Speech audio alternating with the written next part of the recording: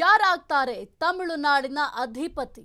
ದಳಪತಿ CM ಕನಸಿಗೆ governor ಅಡ್ಡಿಪಡಿಸ್ತಾ ಇದ್ದಾರೆ. ಯಾರಾಗ್ತಾರೆ ತಮಿಳುನಾಡಿನ ಅಧಿಪತಿ?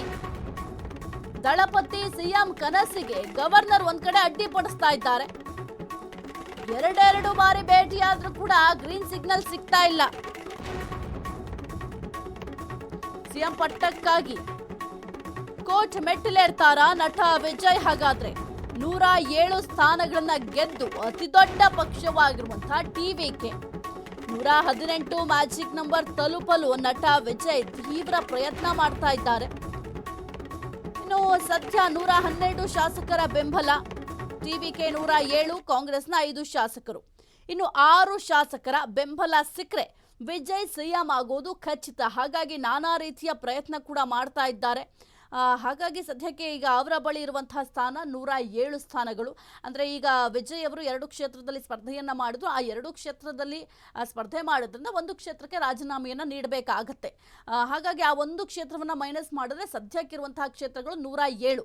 ಈ ಒಂದು 107 ಸ್ಥಾನಗಳಿಗೀಗ ಕಾಂಗ್ರೆಸ್ ಕೂಡ ಸದ್ಯಕ್ಕೆ ಸಾಥನ್ನು ಕೊಟ್ಟಿದೆ. ಹಾಗಾಗಿ ಈಗ ಸದ್ಯಕ್ಕೆ 112 ಶಾಸಕರ ಬೆಂಬಲ ಈ ಒಂದು ಟಿವಿಕೆ ಪಕ್ಷಕ್ಕೆ ದೊರೆತಿದೆ.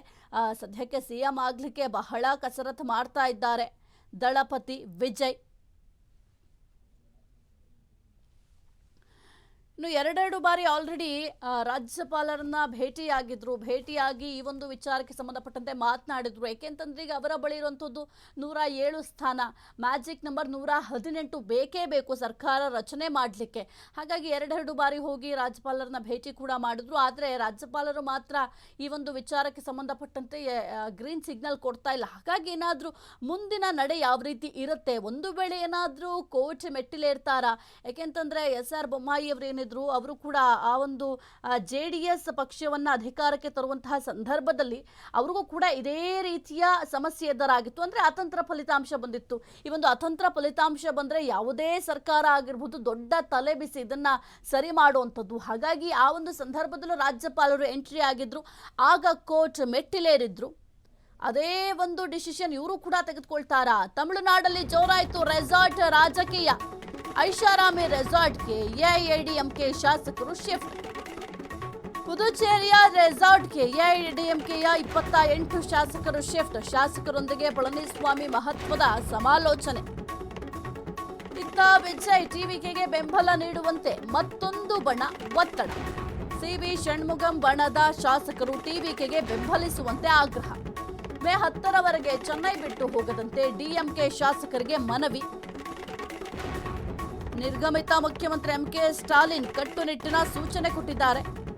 ವಿಜಯ್ ಸರ್ಕಾರ ರಚನೆ ಮಾಡಲಿ ಅಂತ MK ಸ್ಟಾಲಿನ್ ಅವರು ಹೇಳಿದ್ರು. ನಮ್ದೇನು ತಕರಾರಿಲ್ಲ, ಅವರ ಸರ್ಕಾರವನ್ನ ರಚನೆ ಮಾಡಲಿ, 6 ತಿಂಗಳು ಅವರ ಕೆಲಸವನ್ನ ಮಾಡಲಿ, ಆಮೇಲೆ ನಾವು ಮಾತನಾಡ್ತೀವಿ ಅಂತ ಇನ್ನು MK ಸ್ಟಾಲಿನ್ ಅವರು ಸ್ಟೇಟ್ಮೆಂಟ್ ಕೂಡ ಕೊಟ್ಟಿದ್ರು. ಸದ್ಯಕ್ಕೆ ತಮಿಳುನಾಡಿನಲ್ಲಿ ಈ ಒಂದು ರೆಸಾರ್ಟ್ ರಾಜಕೀಯ ಜೋರಾಗಿ ನಡೀತಾ ಇದೆ. ಐಷಾರಾಮಿ ರೆಸಾರ್ಟ್ಗೆ AIADMK ಶಾಸಕರು ಈಗ ಶಿಫ್ಟ್ ಆಗಿದ್ದಾರೆ. ಇನ್ನು ಪುದುಚೇರಿಯ ರೆಸಾರ್ಟ್, ಆ ಒಂದು ರೆಸಾರ್ಟ್ಗೆ 28 ಶಾಸಕರು ಕೂಡ ಈಗ ಶಿಫ್ಟ್ ಆಗಿದ್ದಾರೆ. ಇನ್ನು ಶಾಸಕರೊಂದಿಗೆ ಪಳನಿಸ್ವಾಮಿ ಅವರು ಮಹತ್ವದ ಸಮಾಲೋಚನೆ ಕೂಡ ನಡೆಸಿದ್ದಾರೆ.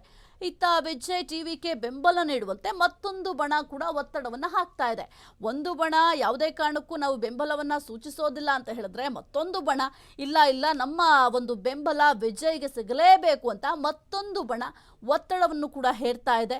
ಇನ್ನು CV ಷಣ್ಮುಗಂ ಬಣದ ಶಾಸಕರು ಟಿವಿಕೆಗೆ ಬೆಂಬಲಿಸಲೇಬೇಕು ಅಂತ ಕೂಡ ಆಗ್ರಹವನ್ನ ಮಾಡ್ತಾ ಇದ್ದಾರೆ.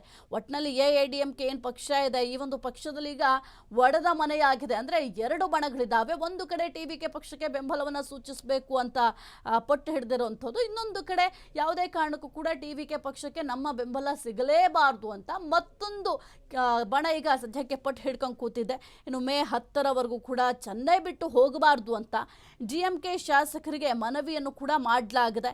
ನಿರ್ಗಮಿತ ಮುಖ್ಯಮಂತ್ರಿ MK ಸ್ಟಾಲಿನ್ ಕಟ್ಟುನಿಟ್ಟಿನ ಸೂಚನೆ ಕೊಟ್ಟಿದ್ದಾರೆ. ಯಾರು ಕೂಡ ಮೇ 10ರವರೆಗೂ ಕೂಡ ಚೆನ್ನೈ ಬಿಟ್ಟು ಎಲ್ಲೂ ಕೂಡ ಹೋಗಬಾರದು ಅಂತ ಸೂಚನೆಯನ್ನು ಕೂಡ ಸದ್ಯಕ್ಕೆ ನೀಡಿದ್ದಾರೆ. ಕ್ಷಣ ಕ್ಷಣದ ಸುದ್ದಿಗಳಿಗಾಗಿ ಫ್ರೀಡಂ ಟಿವಿ ಸಬ್ಸ್ಕ್ರೈಬ್ ಮಾಡಿ, ಲೈಕ್ ಮಾಡಿ ಹಾಗೂ ಫಾಲೋ ಮಾಡಿ. ಹೊಸ ಸುದ್ದಿಗಳ ನೋಟಿಫಿಕೇಶನ್ಗಾಗಿ ಬೆಲ್ ಐಕಾನ್ ಮೇಲೆ ಕ್ಲಿಕ್ ಮಾಡಿ.